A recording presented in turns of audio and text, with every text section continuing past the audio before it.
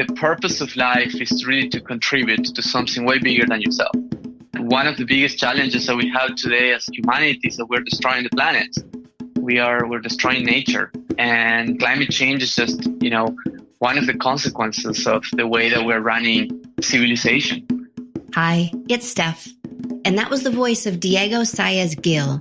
He is the co-founder and CEO of a company called Pachama, where they harness artificial intelligence to drive carbon capture and to protect global forests. He will explain more about what that means and how they're doing that in this episode. Other topics we touch on also include hope, climate change, impermanence, living lightly, minimalism, the Amazon rainforest, non-attachment, Tibetan Buddhist mandalas, and more. With a mission to protect our planet and solve for climate change, Diego arrived at this startup after 2 innovative previous startup experiences, including one called Blue Smart, where we met some years ago. We were featuring Diego and his early smart suitcase technology on Innovation Nation at that time. In today's interview, we talk about his odyssey from his childhood home in Argentina to becoming a tech entrepreneur, to his current venture, Pachama, and so much more, including a life-changing experience Diego recently endured, which was a striking reminder that he is on the right path with his current work. Before we dig in, real quick, thank you for being here, for listening, for supporting. Thank you for your ratings and your reviews on Apple Podcasts. Please keep them coming. And to my Patreon supporters, thank you so much for believing in the podcast and choosing to back it with your dollars. If you want to check out the options to be a patron too, just go to patreon.com/anotherdooropens. All right. Take a walk in nature with today's episode if you can, or at very least look out a window to appreciate the view from afar. This is the Another Door Opens podcast, and I'm your host, Stephanie Himango. Here is Diego Saez Gil. And you're in California now, right? Yes, in San Francisco. But you grew up in Argentina, right? That's right, yes. Can you tell me a little bit about your background and your upbringing? Yes, absolutely. I was born and I grew up in a small town in the north of Argentina, a place called Tucumán, place, by the way, surrounded by beautiful forests. And I went to school there, and after going to school at the age of 24, I got on a scholarship to do my master's in Barcelona, Spain. And that's how I moved out of Argentina. I lived 2 years in Barcelona, and then I got an internship opportunity in the US, and I came to New York, and that was about 11 years ago now. Wow. So growing up in or near a forest, was nature and was the forest something that you had an appreciation for back then, or because it was so near, did you feel like you took it for granted? So I lived in a small city, but my grandparents had a house in the forest, and I would go every summer and we would play there. And I kind of took it for granted. And it was only later in life that I realized that we were losing those forests, actually, that agriculture was, pushing deforestation very aggressively in my area. And so, as a kid, I think I love nature, but I did take it for granted. Is it fair to say that you have been sort of a serial founder and entrepreneur? Yes, it is. I started 2 companies before. And, to be honest, all my life, I was very entrepreneurial and started little projects here and there. So it's fair to say I'm a serial entrepreneur. And can you share a little bit about some of the industries that you've worked in prior to what you're doing now? And then we'll get to what you're doing now. Yeah, so my first startup in the US was an app to book hostels. And that company, I started because the app I started because I was a backpacker. I was crashing in hostels, which is the only thing I could afford. And there were no apps to book hostels. You had to go to the computer, sit down and search on these very bad websites for hostels to book. And so with a friend, we came together and we built that app. And that was my first startup that ended up being acquired by a student travel company. And The second company, the second idea was I actually lost a suitcase going to visit my family in Argentina. And I thought, well, how come there is not a way to track your luggage? And, with a friend, also we started thinking, well, what do you take to build a smart connected suitcase? And we got together again and, started building that, launched a crowdfunding campaign that was very successful. And we were off to the races, building a hardware company, manufacturing a product in China. And we ended up, selling tens of thousands of products. And there is where we met. And yeah, that company was called Blue Smart, flew quite high, ended up in some form of challenges. Airlines actually banning our products because Samsung phones were getting on fires because of bad lithium batteries, and our products had lithium ion batteries too. So the airlines banned our products, and from one day to another, the company was in a big crisis. We had to try to pivot and ended up kind of being forced to sell the company. And we were able to sell the company and minimize the liabilities. But yeah, that's how that entrepreneurial story ended. You guys were so early on that. And it was so revolutionary what you were doing. And it's so interesting that it's just one detail that didn't sync up with the airline industry that made that difference for you. Yes. And when you're building a physical product that takes, a long time to be designed and manufactured, it's very difficult to change a design, right? Like that.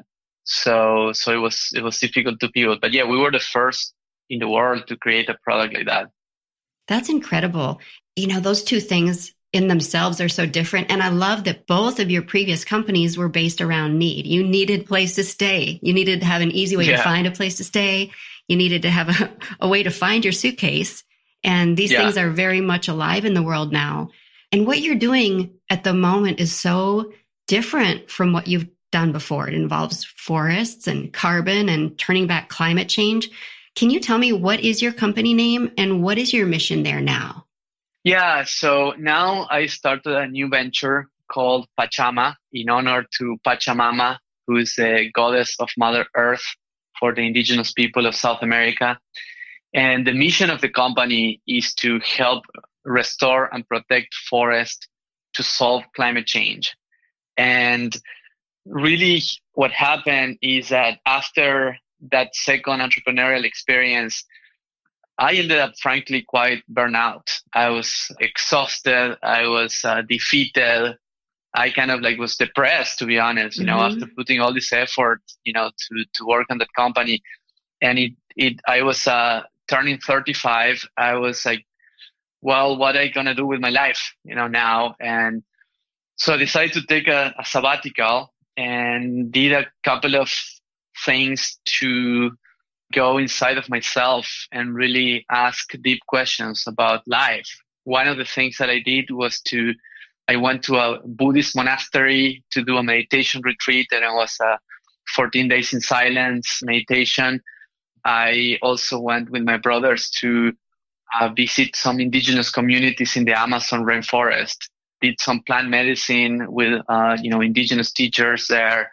From all those experiences, I came out with a sense of, I guess the first thing was that the purpose of life is really to contribute to something way bigger than yourself. One of the biggest challenges that we have today as humanity is that we're destroying the planet. We're destroying nature, and climate change is just, one of the consequences of the way that we're running civilization. So I came out with a sense of, okay, like it or not, what I do is to start projects.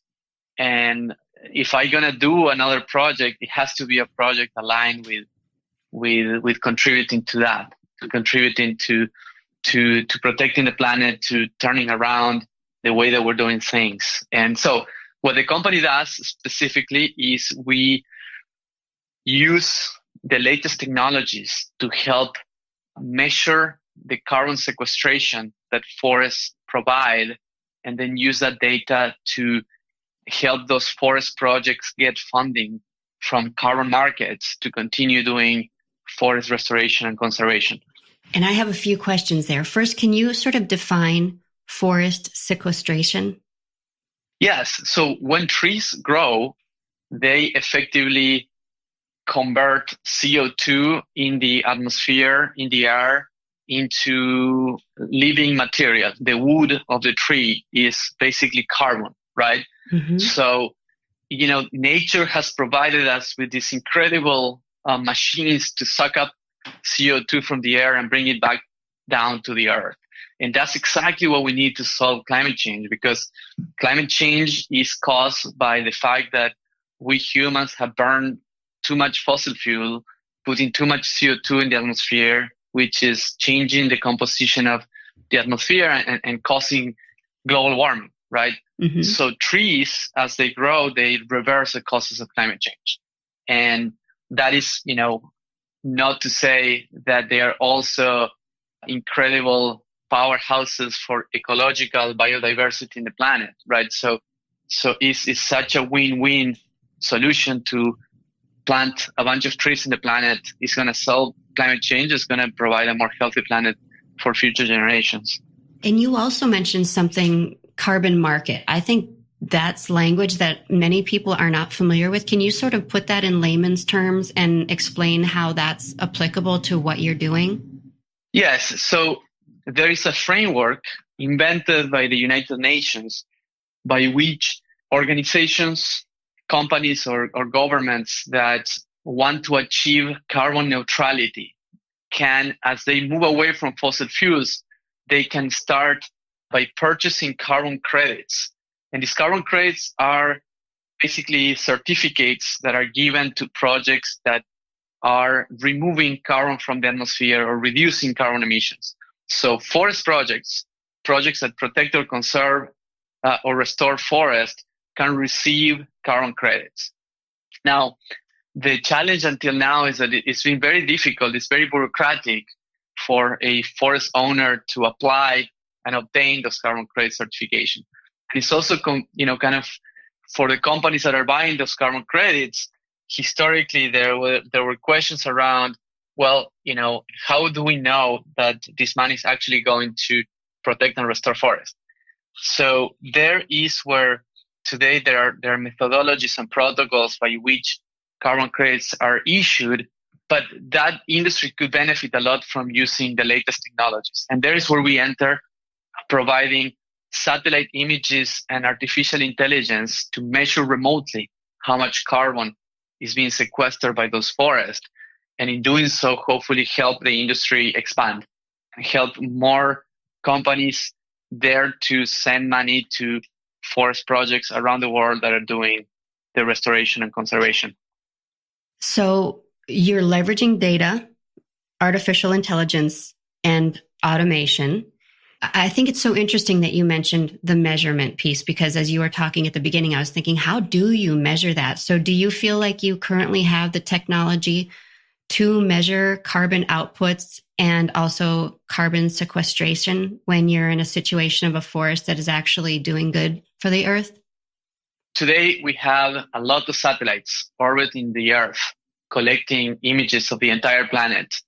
And we can combine that satellite images of the forest with on-the-ground measurements taken by foresters, and then using artificial intelligence algorithms that combine those different sources of data, we can predict with a high degree of precision how much carbon is being sequestered by a forest. So it's very similar to what Facebook uses to predict that your face is your face, looking at your pictures, right? So with enough training data, these algorithms can make those predictions. Well, we use the same techniques to predict how much carbon is there in a forest. And you kind of touched on this, but I'd love to just come at it in a different way. This may seem so self-evident, but why are trees and forests so essential to the well-being of our planet? Yeah, so in addition to the carbon sequestration value, which again, we put, when we started the Industrial Revolution, we started burning fossil fuels. We put about 300 gigatons of carbon in the atmosphere that change effectively the composition of the atmosphere, making the planet warm. Forest, trees recapture that carbon. But in addition to that value, forests are actually makers of the weather. The Amazon rainforest, for example, through transpiration, creates clouds that make water fly through the air from one part to another, effectively fertilizing the land and allowing for better agriculture. Meaning that if we destroy the Amazon rainforest, that will lead to desertification all across the planet. And then, we are today dealing with the COVID pandemic. Deforestation and loss of biodiversity also has a lot of health implications. As we reduce space for wildlife species, that leads to more zoonotic pandemics, and so many medicines actually come from the forest. The Amazon rainforest is the source of a lot of the components that are used by different medicines today. So that is just to say that protecting the forest is protecting ourselves, right? We need the forest if we are to thrive as a humanity. And yeah, it's just very sad to think that we have taken down half of the forest that used to cover the planet. We're still on time. We're still on time to protect what's left and to restore part of what was lost. It's not too late? It's not too late. You mentioned the Amazon there, and you had mentioned that as part of sort of your post Blue Smart journey to here. I'm just curious, was there a defining moment? Do you remember an individual moment when you had the idea for the company that you're doing now? Was it when you were in the rainforest, or was it something that sort of evolved over time?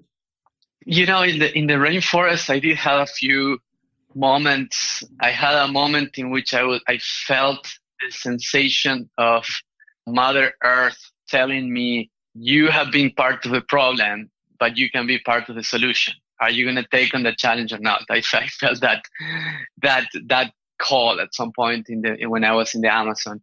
In the Amazon, I also got lots of ideas, to be honest. When I was walking through the forest, I had this idea of, we have all these super cool instruments to measure things. Why don't we use them to measure this forest and to understand this forest deeply? And that was one of the ideas that then now we use, right? Using instruments to measure the forest.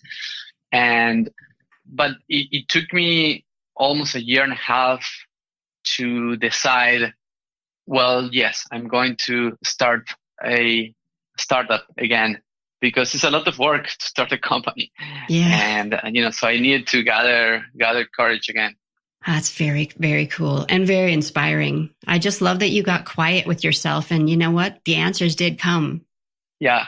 What are some of the approaches to restoring forests? Do we cut less? Do we plant more? Do we manage better? Yes. So there are several types of projects that can receive carbon credits. One of them is avoiding deforestation. Basically, you get paid not to cut down the forest. And that might sound silly, but the reality is that in many places of the world, people are deforesting to do agriculture because they need a source of income, right? So if we have to pay people to not cut down those forests, because otherwise they will. And I do think it's fair for people to want an income, right? So that's one type of project. Another type of project is what's called improved forest management, which is forests that are managed, harvested for timber. Well, you pay them through carbon credits to harvest less, to harvest more selectively, to let the trees grow bigger, and to harvest more sustainably.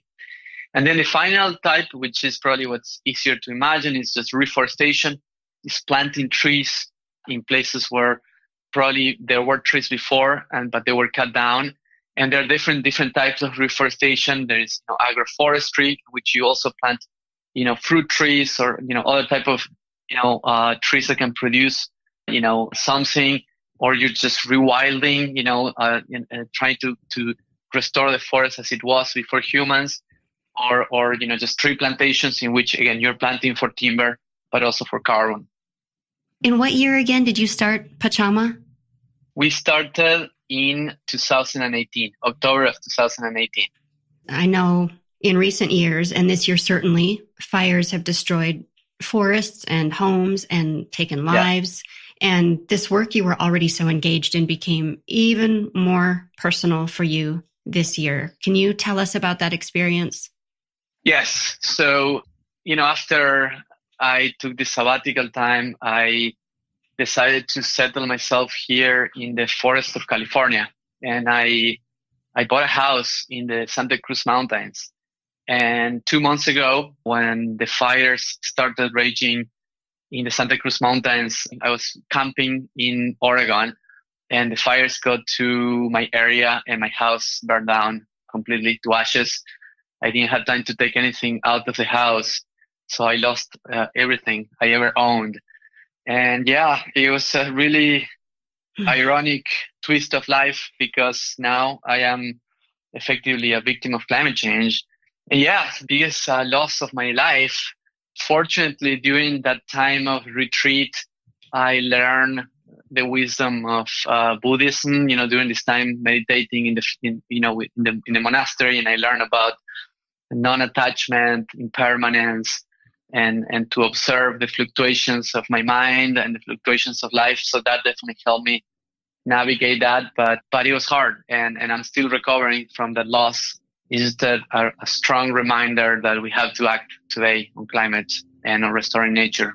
Can I ask you how you found out what happened, and how did you internalize it that first day? I mean, I can't imagine coming home to what should be your home and finding it completely gone. Like, there's nothing to pick up. There's not a certain place to go. And there's not a certain template for how to react to something like that.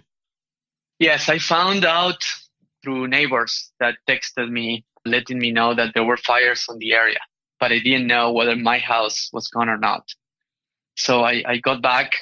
I got together with a neighbor, and we drove up. There were firemen all around, so we couldn't enter through the traditional pathway. So we had to sneak in through behind to get to our street. And as we were getting closer, there were some houses that were burned down and some houses that had saved.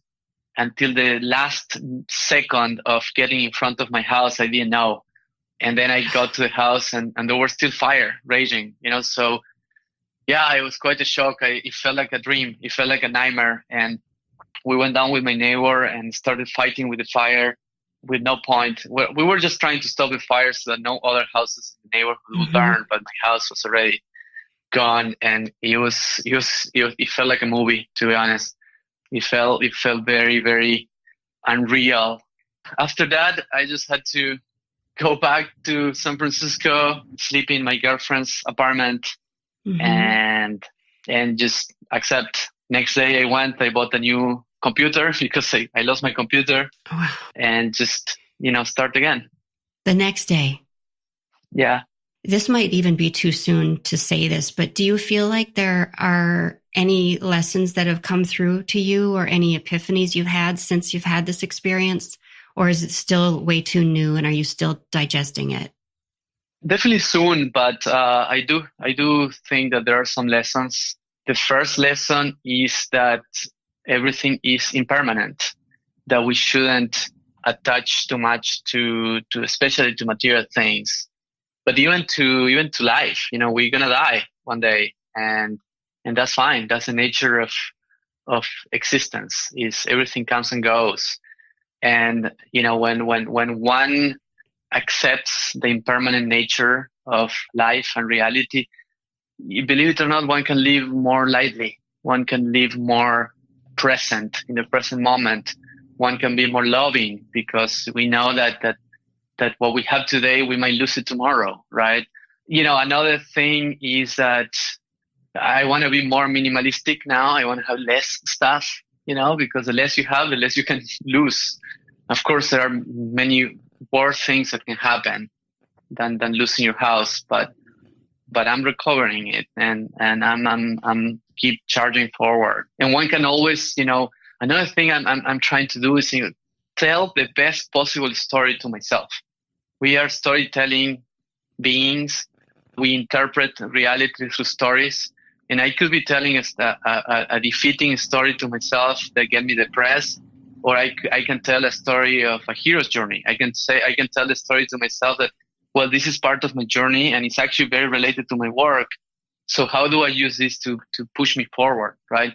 So I think I'm learning that one can choose the stories that you tell yourself. So yeah, those are some of the things that come to my mind. Very inspiring, and so many good lessons we can all take away from that. When you were talking about the impermanence of life, I'm going to try to keep it together right here. But a friend of mine is having a funeral today, and that's helpful. Yeah, and sometimes, it doesn't mean pushing away the sadness, right? Or pushing away the frustration or the grief, right? So it's about observing those emotions too, but then just being okay with the nature of reality, and I like how the Tibetan monks do these mandalas that they work so hard on, and then they just sweep them away as soon as they finish them. Yes, beautiful. So that's also been kind of an image that I've been holding to.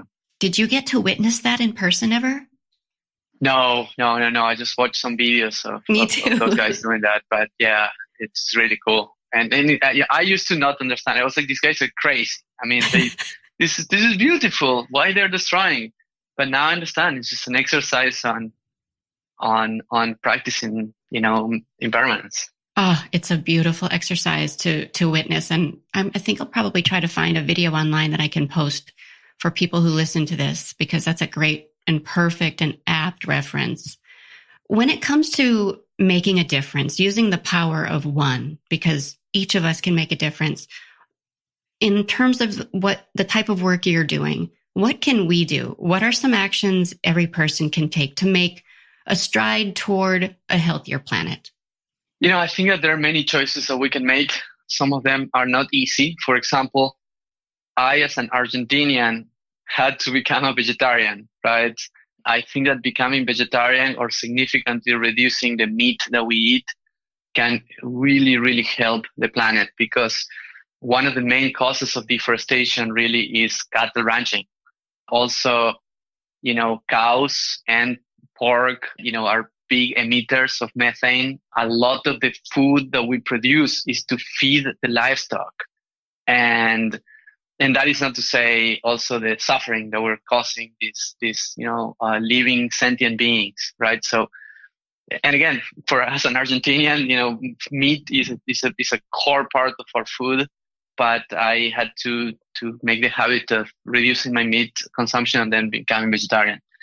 I think that, frankly, living more simply, which I was saying, to me is now kind of like I think you live happier when you live more simply, but it's also good for the environment, buying less stuff. It's so easy to just click on a button online and buy stuff. But, material things don't make us happier. And everything that we purchase triggers an entire supply chain that, it's in a way polluting the environment. And then I think that getting active on whatever, field you work on, just talking about the fact that we are in a crisis and that we have to do things about it. So if you're an educator, maybe talk to your students about the climate crisis. If you're an entrepreneur, think how your company can, become a force for good. If you work to a bigger company, you can become an activist inside of your own company and make your company take action on climate. So yeah, I think there are many ways that we can do it. But as Greta Thunberg, very inspiring young lady from Sweden, she says we have to act as if we are in a crisis, because we are in a crisis, right? So everybody this should be a central topic. This has been so wonderful. Before I ask you the final couple of questions, I just want to thank you for your time today. It felt like a really rich message you gave us. And I also appreciate you reminding us that people like you are working hard to make change and educating the rest of us as to how we can do it. So thank you. Thank you. Okay, I so appreciate the time. Before I ask my final question, where can people find you or Pachama online? Yes, our website is pachama.com. I have a Twitter account, Saezgil, Saezgil, and LinkedIn. Also, we are posting things on Pachama and LinkedIn. And in our website, you can contact us if you want to get in touch and learn more. Cool. All right. Well, the final question I like to ask everybody is, what do the words "another door opens" mean to you, if anything? To me, it means that we can reinvent ourselves in the face of adversity. Today, the entire world is going through a reset, right? With COVID, many people lost their jobs. Many people were forced to change their lifestyle. And I think that this is a great opportunity for people to reinvent themselves. And I myself, I was a suitcase guy. Many times I thought, well, are people going to believe me when I go and talk about forest and environment and climate? I'm not a scientist. I'm not an environmentalist. I had no previous experience on this field, and I did it. And I think that anybody can, from one day to another, steer the ship of their life and reinvent themselves. The full transition is not going to happen from one day to another, but you can do it. And yeah, when a door closes, when an adversity happens, another door opens for sure. Diego, thank you. I so appreciate your transparency, honesty, and grace. In addition to the important work you do, contributing to preserving our planet for future generations and all that inhabit this earth. I wish you continued success and impact with Pachama. Make sure you follow Diego on Twitter at @DSaezGil and visit his webpage at pachama.com. And I'll put that information in the show notes as well. Also, I'll be posting interesting information from this episode and others on my social media pages too. So make sure you follow me there at Steph Hamango and at Podcastato on Instagram and Twitter. Please take a minute to share this episode with at least one friend who came to mind while you listened today, and rate and review it if you can on Apple Podcasts. Again, if you want to check out the Patreon options, that's patreon.com/anotherdoropens. And you can be part of this Patreon group for as little as only $1 a month. So check out some of the options there.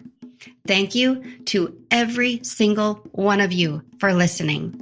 I really appreciate you. Those Another Door Opens beats, I want you to know, are always made by the amazing Eric Brown. And that is this week's episode of the Another Door Opens podcast. Thank you so much for being here, and I'll see you next time. Love you. Bye.